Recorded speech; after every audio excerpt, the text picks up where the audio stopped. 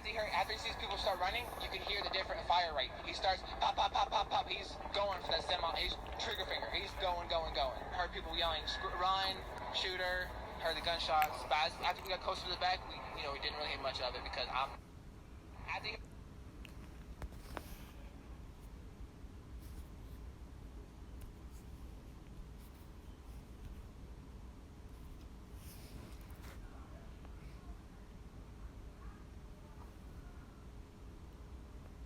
After he sees people start running, you can hear the different fire rate. He starts pop, pop, pop, pop, pop. He's going for that semi. He's trigger finger. He's going.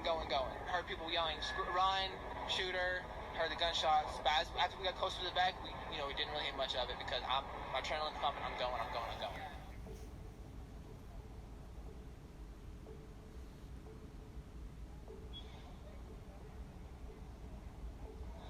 Vámonos.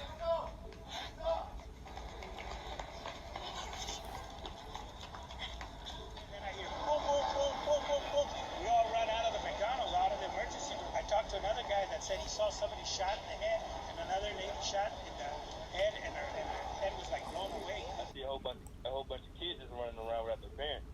So I put it up, and the only thing I think of is just pick up as many kids as I can as possible. And there was another guy doing it as well. It was just so many kids just running around. And I was just thinking about if I had a child, and if I wasn't around, how I would want another man to react if they see my child running around. So I just thought fast and got as many kids as I could.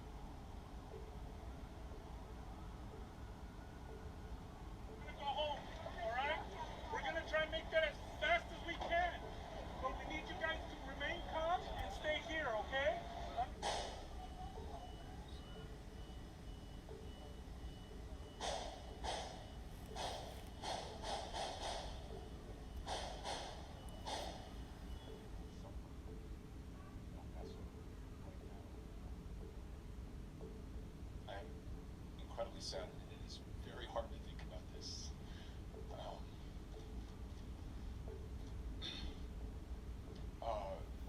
But I'll tell you, El Paso is the strongest place in the world.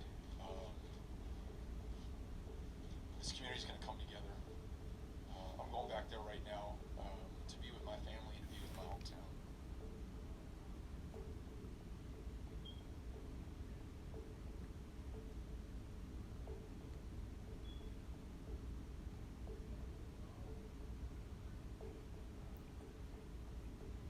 Determine a motive in today's massacre. Chief Justice and Homeland Security correspondent Jeff Pegues is following that part of our story. Jeff?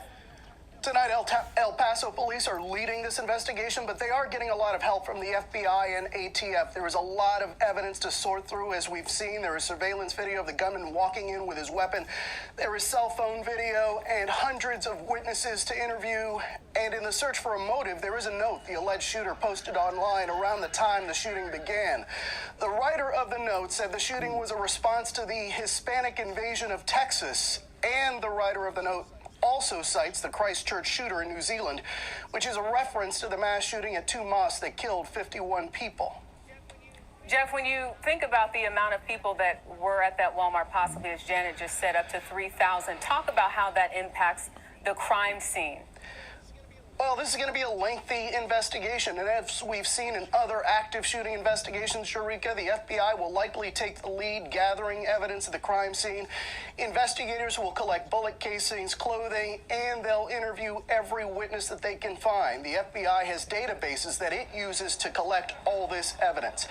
Another important point here, they'll want to know whether the gunman had scouted this location in the past, if he had specific targets, and whether he had accomplices. The FBI or the ATF rather, will trace the weapon to see if it was purchased legally, and if not, how the gunman was able to get his hands on it in the first place and the bullets.